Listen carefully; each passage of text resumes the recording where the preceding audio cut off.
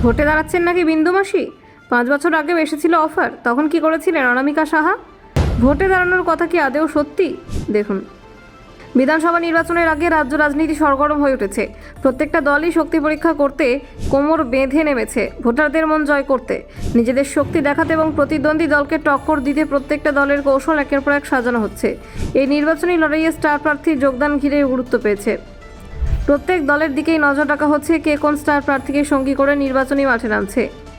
এই স্টার প্রার্থীরা কেবল জনপ্রিয়তা নয়, ভোটারদের আস্থা এবং সমর্থন আকৃষ্ট করতে পারে। এর ফলে রাজনৈতিক দলগুলো প্রায়ই চলচ্চিত্র এবং বিনোদন জগতে তারকাদের কাছে নজর দেয়। ইতিমধ্যেই তৃণমূল কংগ্রেসের মাধ্যমে বড় চমক এসেছে টলিউড থেকে। জনপ্রিয় অভিনেত্রী কোয়েল মল্লিক রাজনৈতিকভাবে সক্রিয় হয়েছেন। তার এই যোগাযোগ রাজনীতিতে আলোচনার নতুন মাত্রা যোগ করেছে। ভোটার এবং রাজনৈতিক বিশ্লেষকরা উভয়ে এই খবরের ওপর বিশেষ মনোযোগ দিয়েছেন। আরও আগে উঠেছিল যে ঋতুপর্ণা সেনগুপ্ত রাজনীতিতে পা রাখতে পারেন, তবে সেই গুঞ্জনকে অভিনেত্রী নিজেই উড়িয়ে দিয়েছেন। তিনি স্পষ্ট জানিয়েছেন রাজনীতিতে তার কোনো আগ্রহ নেই। অভিনেত্রীর পক্ষ থেকে এমন মন্তব্য রাজ্য রাজনীতিতে বড় ধরনের প্রতিক্রিয়া তৈরি করেছে। এবার সোশ্যাল মিডিয়ায় আলোচনার কেন্দ্রবিন্দুতে এসেছেন টলিউডের জনপ্রিয় অভিনেত্রী অনামিকা সাহা। নির্বাচনী মরশুমে সাংবাদিকরা এবং অনুরাগীরা তার রাজনীতির অংশগ্রহণ নিয়ে প্রশ্ন করেছেন। অনামিকা সম্প্রতি একটি ভিডিওতে স্পষ্ট জানিয়েছেন ভোটে দাঁড়ানোর কোনো পরিকল্পনা তার নেই। তিনি জানান আসলে রাজনীতির অফার তার কাছে আজকের নয়, প্রায় 5 বছর আগে এমন অফার তাকে দেওয়া হয়েছিল, কিন্তু তখন তিনি সেই সুযোগ গ্রহণ করেননি। অনামিকা সাহা জানিয়েছেন তার মেয়ের কথাই তাকে রাজনীতি থেকে বিরত রাখে। মেয়ে বলেছিল, তুমি যদি রাজনীতিতে যাও তাহলে তোমাকে মা বলে ডাকবো না। এই কথার পরে অনামিকা সিদ্ধান্ত নেন যে তিনি রাজনীতিতে যাবেন না। তিনি আরও বলেন, একজন মা হিসেবে তার পরিবারই তার প্রথম অগ্রাধিকার। সন্তানকে ক্ষতিগ্রস্ত করতে তিনি কোনো দলের রাজনৈতিক পদক্ষেপ নিতে চায় না। এটি তার ব্যক্তিগত এবং মানবিক দিকের প্রকাশ। অনেক ভক্ত এবং সাধারণ মানুষকে স্পর্শ করেছে। অনামিকা সাহা স্পষ্ট করেছেন তিনি রাজনীতির জটিলতা বুঝতে পারেন না।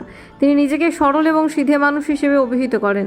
তার মতে রাজনীতির প্যাঁচ এবং চালাকি তার স্বভাবের সঙ্গে মেলে না।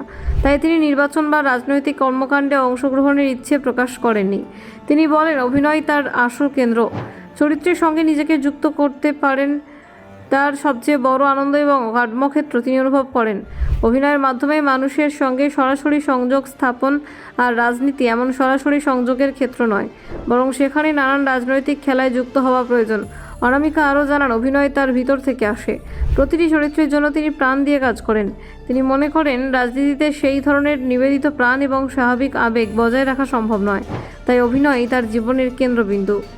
এই বক্তব্যের মাধ্যমে অনামিকা স্পষ্ট করেছেন যে কোনো প্রকার স্টার প্রার্থী হিসেবে ভোটে লড়াইয়ে নামার তার কোনো আগ্রহ নেই। তিনি চান তার পরিবার এবং ব্যক্তিগত জীবন শান্তিতে বজায় থাকুক। ভক্তরা জানিয়েছেন এই স্থির মনা অবস্থানকে প্রশংসা করেছেন। এভাবেই আসন্ন বিধানসভা নির্বাচনের উত্তেজনার মাঝেও অনামিকা সাহা নিজের অবস্থান স্পষ্ট করেছেন। ব্যুরো রিপোর্ট, নির্ভীক বার্তা।